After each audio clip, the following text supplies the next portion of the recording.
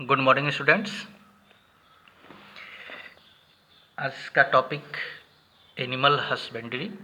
और animal husbandry start करने से पहले हमको ये चीज़ जानना ज़रूरी है, क्योंकि अब हमारा टॉपिक बहुत ज़्यादा ऐसा टफ नहीं रह गया है।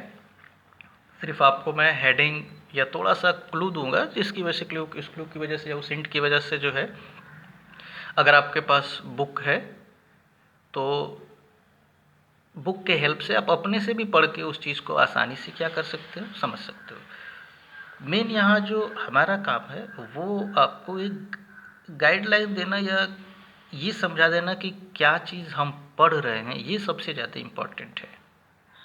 पिछले मैंने जब आपको एक हिस्सा पढ़ाया था प्लांट का, तो मैंने बहुत सारी चीज़ें बताई थी कि किसके अंडर में क्या क्या। एक बार फिर से थोड़ा सा हम 1 मिनट समराइज़ कर लेते हैं पीछे चल करके कि क्या चीज़ आखिर हम इस फर्स्ट चैप्टर में पढ़ रहे हैं। हमारा जो चैप्टर था फर्स्ट, ये था इम्प्रूवमेंट इन फूड रिसोर्सेस का।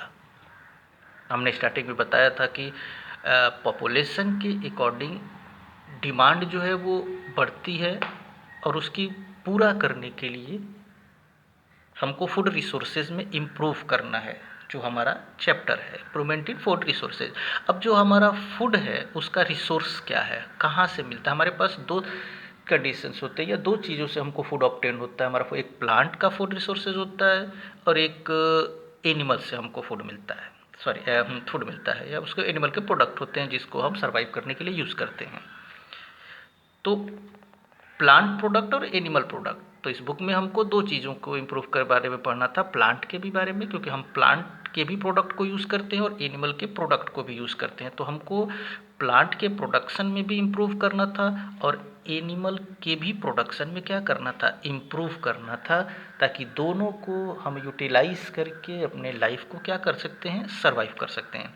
तो जब प्लांट का कंडीशन हमने पढ़ा था कि प्लांट में कैसे इम्प्रूवमेंट किया जा सकता है, तो हमने आपको ये बताया था कि प्लांट में इम्प्रूवमेंट हम 3 कंडीशन से कर रहे थे ना, क्रॉप प्रोडक्शन, क्रॉप वेराइटी और क्रॉप प्रोटेक्शन।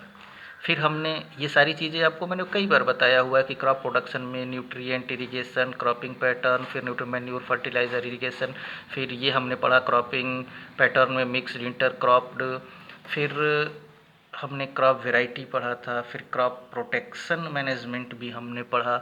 और जब क्रॉप प्रोटेक्शन पढ़ा तो ये सारी चीज़ें किसके अंडर में आ रही थी, हम प्लांट के प्रोडक्ट को कैसे इम्प्रूव कर सकते हैं। अब सेकेंड हिस्सा कि हम अपने लाइफ को सरवाइव करने के लिए एनिमल के प्रोडक्ट पर भी डिपेंड करते हैं। तो जैसे प्लांट को इम्प्रूव किया गया, वैसे ही एनिमल को भी इम्प्रूव करना है, ताकि उसके प्रोडक्ट को हम क्या कर सकें, ज़्यादा से ज़्यादा जो है वो इंक्रीज़ कर सकें, उस एनिमल के प्रोडक्ट को भी इम्प्रूव कर सकें। तो अगला जो हमारा पार्ट है इसमें, वो है एनिमल और उसके प्रोडक्ट को हम कैसे इम्प्रूव करें, ताकि पॉपुलेशन के अकॉर्डिंग ज़्यादा से ज़्यादा लोग उसको यूटिलाइज कर सकें।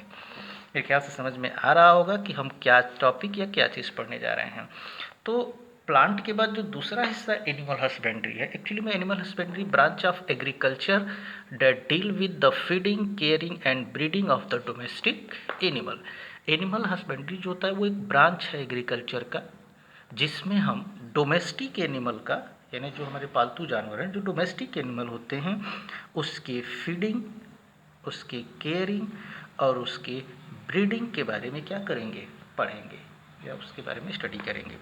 तो एनिमल हस्बेंड्री में डोमेस्टिक एनिमल के फीडिंग, केयरिंग और ब्रीडिंग, 3 चीज़ों के बारे में हमको जानना है।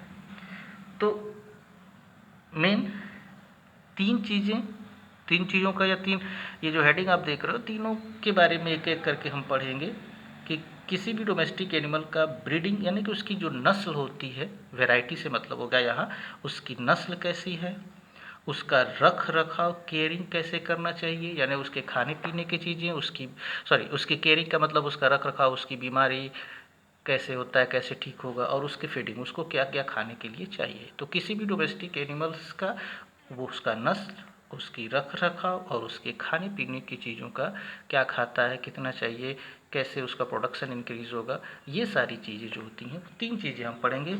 और इस बुक में हमको 4 डोमेस्टिक एनिमल के बारे में पढ़ना है।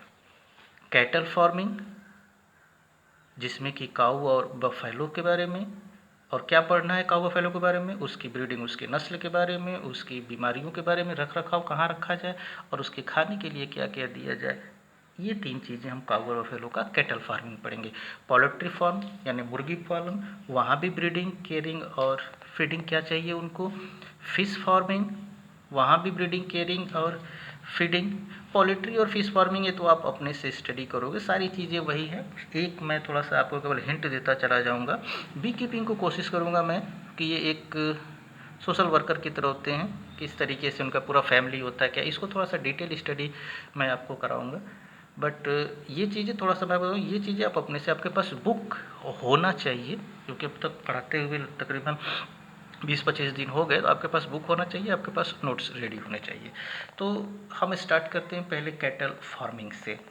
कैटल फार्मिंग में हम, जैसा कि मैं यहाँ बता रहा हूँ कि कैटल फार्मिंग में हमको 2 चीज़ पढ़ना है, काऊ के बारे में और बफेलोस के बारे में, गाय और भैंस के बारे में, और तीनों चीज़ें पढ़नी है, फीडिंग, केयरिंग और ब्रीडिंग। हम पहले ब्रीडिंग से स्टार्ट अगर कर लें, उसके नस्ल के बारे में, तो जो ब्रीड्स होते हैं काऊ के या गायों की जो नस्लें होती हैं, उसमें 3 तरह की नस्ल होती है। गायों में 3 तरह की नस्ल होती है, एक को ड्रॉट ब्रीड कहते हैं, एक को डेयरी ब्रीड्स कहते हैं और एक को ड्यूअल पर्पस ब्रीड कहते हैं। तो जो ड्रॉट ब्रीड्स होते हैं, जिसका एग्जाम्पल आप मालवी और नागेरी, ये गायों के नाम हैं जो मोस्टली आपके राजस्थान, मध्य प्रदेश, दिल्ली, हरियाणा, उत्तर प्रदेश, कर्नाटक, अलग अलग स्टेट में जो है ये नस्ल गायों की पाई जाती है, ड्रॉट ब्रीड्स। इनकी क्या क्वालिटी होती है कि जो ड्रॉट ब्रीड्स की गाय होते हैं, इनकी मीट जो होती है ना, वो टफ होती है, मतलब काफ़ी टाइट होती है, और ये little milk, give little milk, मतलब बहुत कम दूध जो होते हैं वो देते हैं। तो इनका इस्तेमाल जो होता है वो एग्रीकल्चर के काम में, खेतों की जुताई करने में, इरिगेशन में, या ट्रांसपोर्ट जिसको हम बैलगाड़ी कहते हैं पहले ज़माने में, वहाँ पर, क्योंकि ये थोड़े मजबूत होते हैं, दूध कम देते हैं, तो ऐसे गाय की नस्ल को हम ड्रॉट ब्रीड कहते हैं, जैसे मालवी और नगेरी। डेयरी ब्रीड्स, यानी डेयरी ब्रीड्स, जो डेयरी ब्रीड्स होते हैं वो डेयरी ब्रीड्स को हम मिल्च ब्रीड भी कहते हैं, यानी कि वो जो दूध देते हैं, उनके इनसे दूध ज़्यादा होता है, और मीट कह सकते हैं कि थोड़ा सा लूज होता है। तो ऐसे एनिमल को हम डेयरी या फिर मिल्च एनिमल के नाम से क्या करते हैं जानते हैं, जैसे नाम सुना होगा, गिर, साहिवाल, रेड सिंधी साहिवाल, जो कि लोकल हमारे यहाँ भी हमने नाम सुना हुआ है। तो ये जो होते हैं वो डेयरी या फिर आपके मिल्च ब्रीड्स होते हैं जो दूध देते हैं। और एक डुअल पर्पज़ होता है, डुअल पर्पज़ का मतलब वो जो दोनों ही काम है, मतलब थोड़ा सा दूध भी दे और उससे जो है हम और दूसरे तरह का काम भी ले सकते हैं। तो ऐसे डुअल पर्पज़ में, जैसे कांकरेज और ओंगलू, ये आंध्र प्रदेश, गुजरात में जो है वो क्या किए जाते हैं, पाए जाते हैं। तो ये कुछ नस्लें हो गई जो है हमारे गाय की। अगर हम बुक में आपको दिखाएं, तो ये जैसे कभी कभी एग्जाम्पल में पूछ लिया जाता है, give 2 example of indigenous breed of cow, तो रेड सिंधी, साहिवाल और गिर ये हमारे इंडिजिनस काऊ है। ब्रीड ऑफ बफेलो में मुर्रा, मैसीना, सुरती, ये सब आप पढ़ोगे तो किसका कितना वेट है, कौन कितना दूध देता है, ये ऐसा कोई लैंग्वेज इसमें नहीं होगा जो आपको समझ में नहीं है।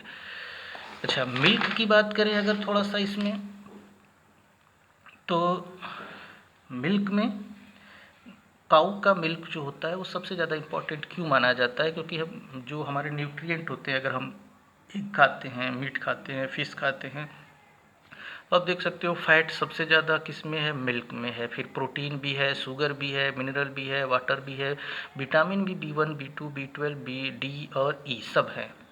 यानी कि अगर इस चार्ट को ध्यान से देखोगे तो सबसे ज़्यादा न्यूट्रिएंट जो होगा वो हमको किस में मिलता है, काऊ में जो है होता है वो मिल्क में मिलता है। उसके बाद जो ब्रीडिंग से ही रिलेटेड कि हम कैसे नस्ल तैयार करते हैं, जैसे हमने प्लांट में बताया था ना कि प्लांट में नस्ल तैयार करने के लिए हाइब्रिड जिसको हम कहते हैं, 2 अलग अलग वैरायटी के बीच में क्रॉस या रिप्रोड्यूस कराते हैं, वैसे ही एनिमल में भी नस्लें बनाने के लिए, जैसे साहिवाल एक नस्ल होती है, इसमें भी हम 2 अलग अलग वैरायटी के गायों के बीच में रिप्रोडक्शन प्रोसेस के थ्रू जो होता है वो एक नई नस्ल को क्या करते हैं, तैयार करते हैं। और वो जो ब्रीडिंग होती है वो नेचुरली भी होती है और वो आर्टिफिशियल भी होती है। नेचुरली और आर्टिफिशियल दोनों तरह से जो है वो ब्रीड करा करके और हम एक नए नस्ल को क्या करते हैं, तैयार करते हैं। नेचुरल मेथड ऑफ ब्रीडिंग एक तरीके से ट्रेडिशनल मेथड होता है। इसमें हम जो है वो क्रॉस ब्रीडिंग कराते हैं बिटवीन देसी या इंडिजिनस जिसको कहते हैं cow and the bulk of the high milk yielding exotic breed, यानी जो बाहरी या विदेशी जो होते हैं ब्रीड्स हाई मिल्क बुल और देसी गाय के बीच में क्रॉस करा के नेचुरल प्रोसेस के थ्रू जो होता है वो हम एक नस्ल को क्या करते हैं, तैयार कराते हैं। और आर्टिफिशियल मेथड ऑफ ब्रीडिंग में इंसेमिनेशन प्रोसेस होता है। इंसेमिनेशन या आर्टिफिशियल इंसेमिनेशन क्या है कि एक बुल का सीमेन लेकर के जो है वो हम काऊ को क्या करते हैं, देते हैं, उसके जेनिटल रिप्रोडक्टिव ट्रैक्ट में जो होता है वो दिया जाता है। तो उस कंडीशन को हम नाम देते हैं आर्टिफिशियल इंसेमिनेशन का। और आर्टिफिशियल इंसेमिनेशन का अपना एक एडवांटेज भी है कि इसका फर्टिलाइजेशन रेट जो होता है वो सक्सेसफुल होता है। सीमेन को ईजिली एक जगह से दूसरी जगह पे जो है वो हम ट्रांसपोर्ट कर सकते हैं। इकोनॉमिकल या चीपर सस्ता भी होता है क्योंकि एक गाय का सीमेन जो है वो नियर अबाउट 3000 काउस को जो है वो दिया जा सकता है। तो इस तरीके से जो है वो आर्टिफिशियल इंसेमिनेशन जो होता है वो हमारे लिए बेनिफिशियल होता है।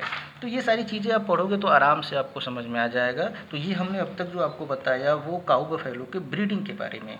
अब नेक्स्ट जो होगा उसके हम फीडिंग के बारे में आपको जो है नेक्स्ट वीडियो में बताएंगे कि वो क्या क्या चीज़ें जो होती हैं वो खाती हैं या खाने की चीज़ें उनको क्या क्या देना चाहिए। ठीक है, आप बुक ज़रूर रखो ताकि वो आपको आसानी से सारी चीज़ें समझ में आ जाए।